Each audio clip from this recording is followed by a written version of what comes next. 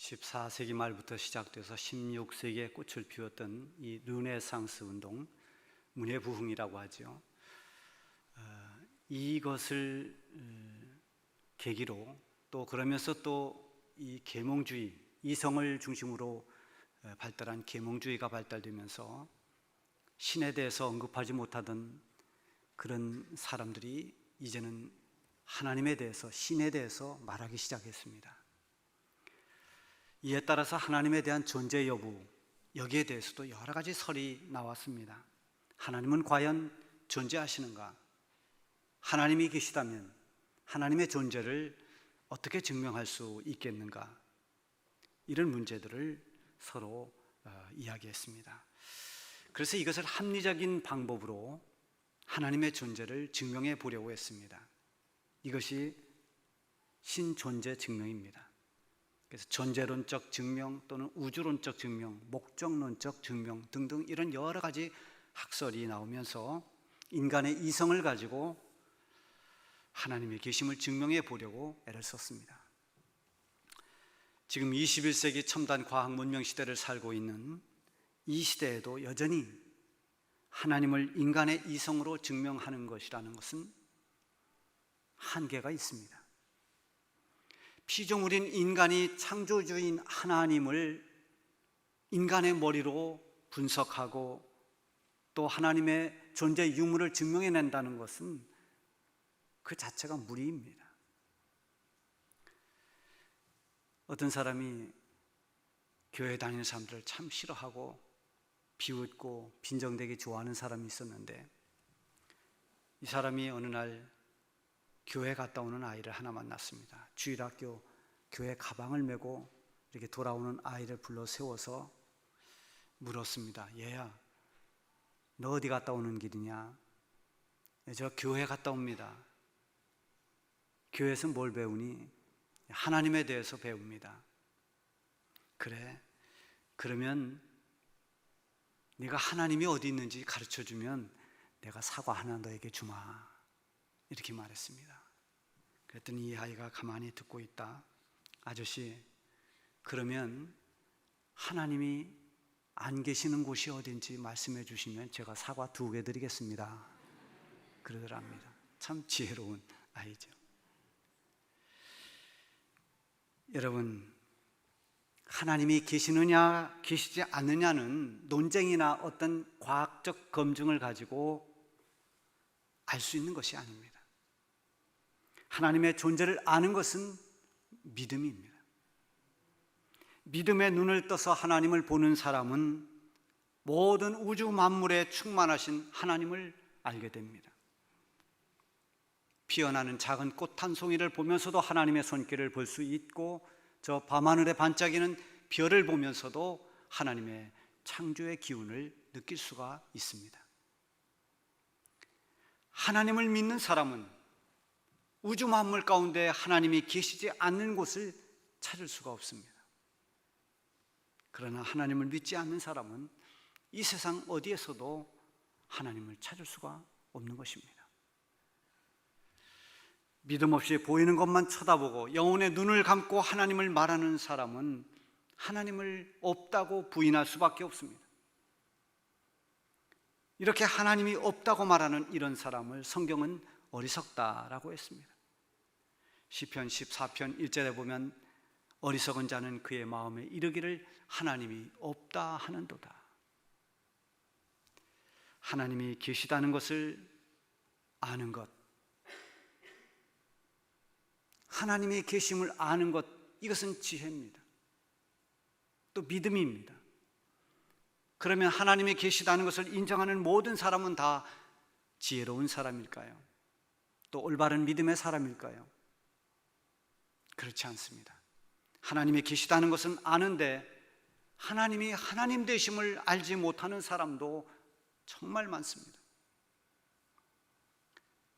이성이 발달된 이 계몽주의 시대엔 잘못된 기독교 사상이 만연됐습니다. 그 대표적인 것이 디즘이라고 하는 이신론입니다. 이것은 어떤 사상인가 하면 하나님은 모든 걸 창조하셨다라는 것을 인정합니다. 그러나 하나님이 모든 것을 창조하신 뒤에는 더 이상 관여하지 않으신다는 것입니다. 그래서 세상은 창조한 그 창조의 원리대로 그냥 자연적으로 돌아간다는 거예요. 하나님은 더 이상 터치하지 않고 개입하지 않고 하나님은 역사하지 않는다는 것입니다. 이렇게 잘못 알고 있는 신학사상이나 철학이 하나님을 오해하도록 만들었습니다. 그래서 하나님이 계시는 것을 우리가 아는 것뿐만이 아니라 하나님이 계신다는 것을 인정하는 것뿐만이 아니라 하나님이 누구인지를 바르게 아는 것이 중요합니다. 히브리서 11장 6절에 보면 믿음이 없이는 하나님을 기쁘시게 하지 못하나니 하나님께 나아가는 자는 반드시 그가 계신 것과 그를 찾는 자에게 상 주시는 이심을 믿어야 할지니라. 하나님께 나아가는 사람은 반드시 하나님이 계시는 것을 믿어야 됩니다. 하나님이 계시다. 하나님은 지금도 살아계시고 지금도 살아 역사하고 계신다는 것을 믿어야 합니다. 하나님이 창조해놓고 뒷짐을 짓고 아무것도 관여하지 않는 그런 하나님이 아니라 지금도 모든 인간의 삶에 개입하시고 우리를 인도하시고 친히 역사하고 계시는 살아계신 하나님임을 믿어야 됩니다. 뿐만 아니라 하나님은 상 주시는 분임을 알라고 했습니다. 먼 훗날 우리가 이 땅을 다하고 분명히 하나님은 상급을 주실 것입니다. 그러나 우리가 이 세상을 살아가는 그 과정에서도 하나님을 경험하고 하나님을 아는 것은 참으로 중요합니다. 그래서 오늘 본문 뒤에 있는 10절에 보면 이르시기를 너희는 가만히 있어 내가 하나님됨을 알지어다. 하나님께서 내가 하나님됨을 알라고 그렇게 말씀하십니다. 하나님을 바르게 알라는 것입니다. 하나님을 아는 지혜는 내가 알겠다고 연구하고 분석해서 아는 게 아닙니다. 이성의 잣대를 앞세우고 어떤 합리적 논증으로 하나님을 안다는 것은 하나님을 인간의 이성의 틀 안에서 정의하는 것이기 때문에 그것을 온전히 하나님을 안다고 할 수가 없습니다. 하나님 앞에서 가만히 있는 것은 내가 알아낸 하나님이 아니라 하나님이 보여주시는 하나님을 경험하는 것입니다. 나를 겸손히 비우고 하나님의 손길, 하나님의 능력, 하나님이 주시는 그 은혜를 체험함으로 해서 아는 것입니다. 그래서 하나님의 거룩한 손길을 보고 그분의 그 위대한 능력을 경험하고 하나님이 우리에게 주시는 그 한없는 은혜를 체험할 때 비로소 하나님의 하나님 되심을 알게 되는 것입니다. 이스라엘 백성들이 출애굽 후에 바로의 추격을 받았습니다. 도망가기도 바쁜데 앞에 홍해가 가로막고 있습니다. 그 홍해 앞에서 이스라엘 백성들은 좌절합니다. 당황한 백성들이 불평을 쏟아내기 시작합니다. 왜 우리를 여기까지 이끌어내서 여기서 우리를 죽게 만드느냐? 원망의 소리가 점점 더 커져갔습니다. 죽음의 공포가 점점 더 커졌습니다. 그때 모세가 백성들을 향해 외칩니다. 너희는 두려워하지 말고 가만히 서서 여호와께서 오늘 너희를 위하여 행하시는 구원을 보라. 여호와께서 너희를 위하여 싸우시리니 너희는 가만히 있을지어다.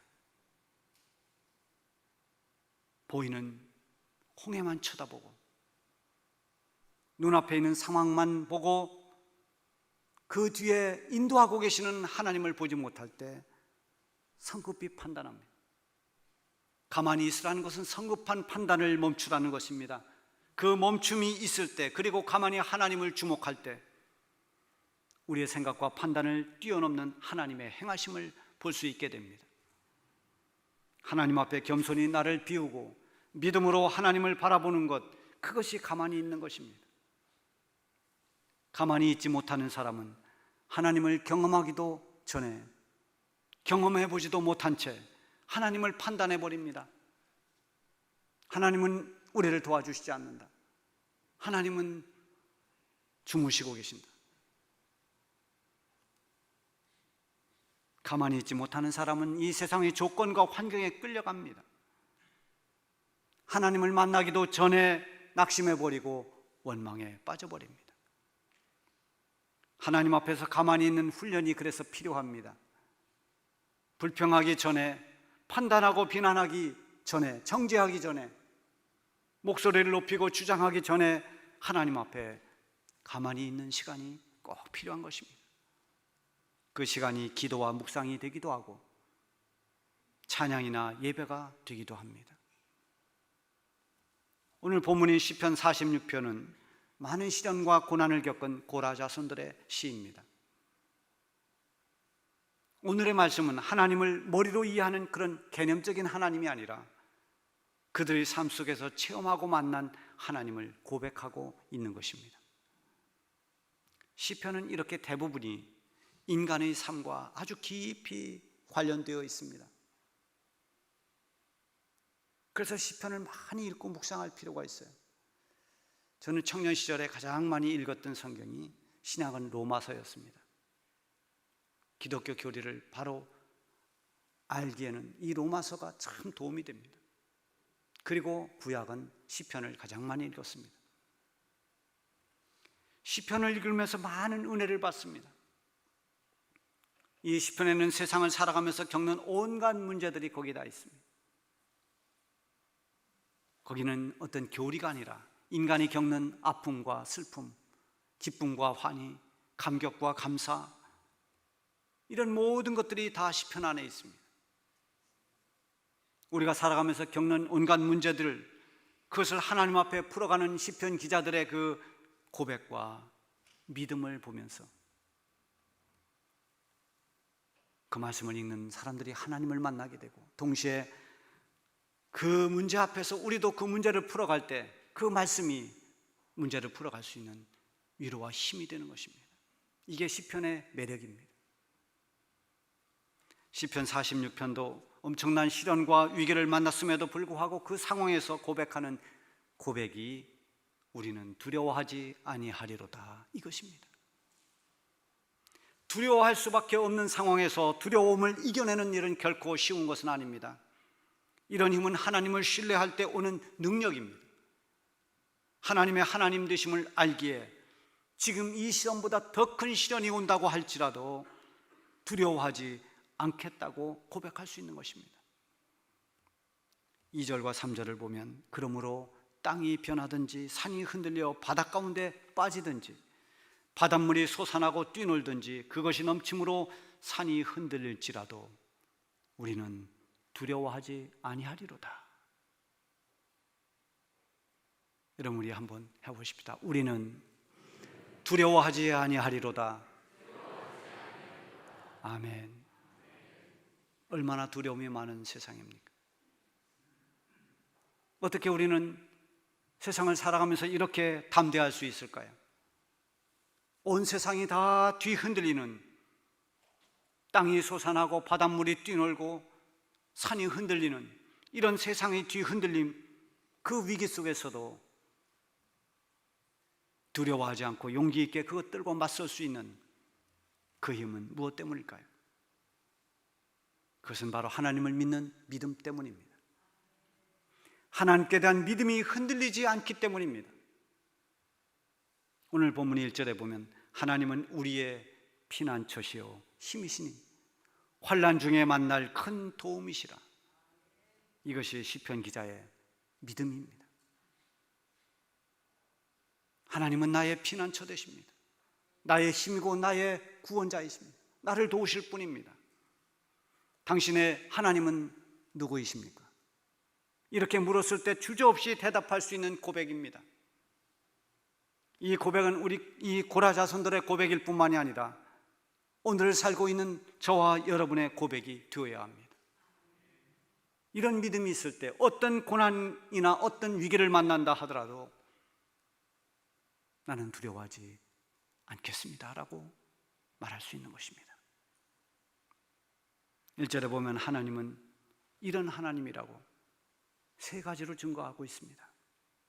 먼저는 하나님은 우리의 피난처라 했습니다. 지난 주일에도 시편 11편 말씀을 전했습니다.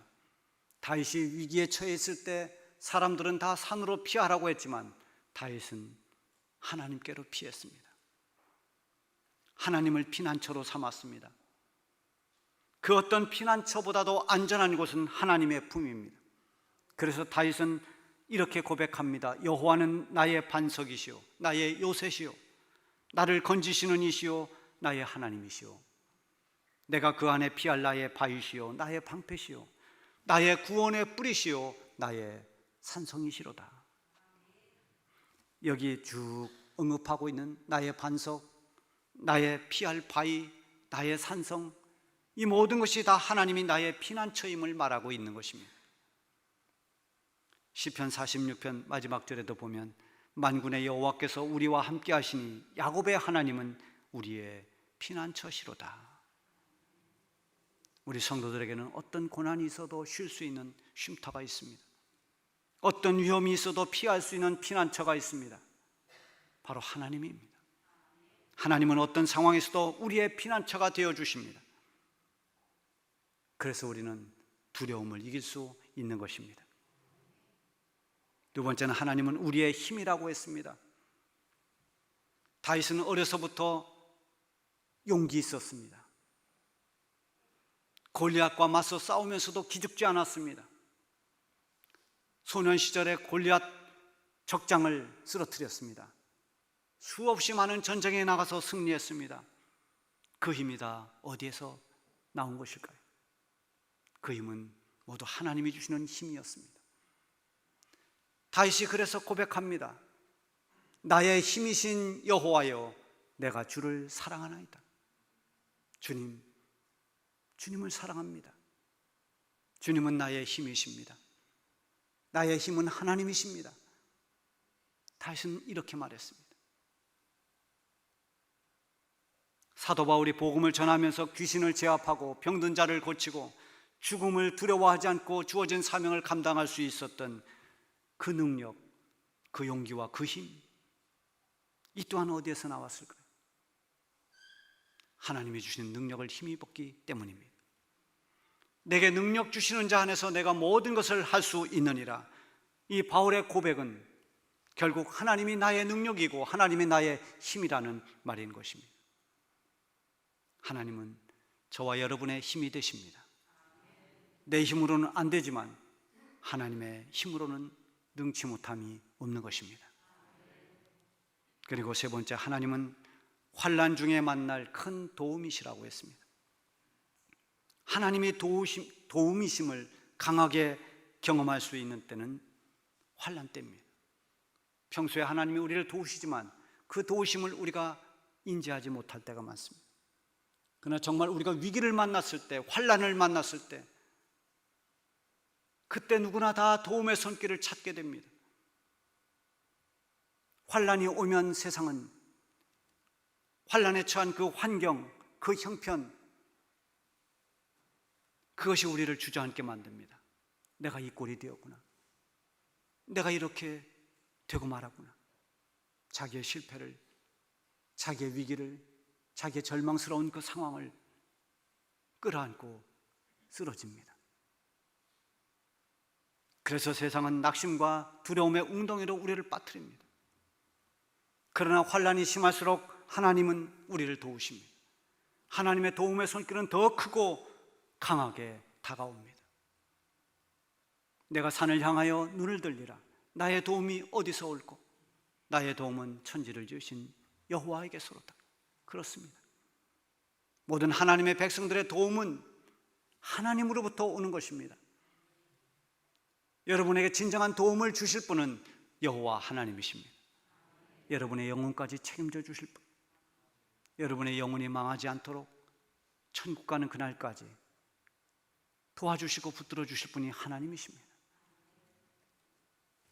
재앙의 때에도 크나큰 환난이나 위기를 만나도 우리를 도우실 분은 오직 하나님이신 것입니다.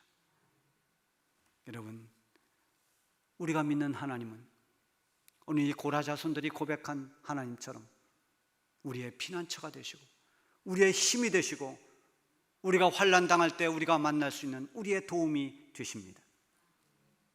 우리 모두가 이 믿음을 가지고 흔들리지 않으면, 이 세상이 어떻게 뒤흔들린다 하더라도 우리는 담대하게 고백할 수 있습니다. 나는 두려워하지 아니하리로다. 이 믿음으로, 이 고백으로 살아가시기를 바랍니다. 기도하겠습니다.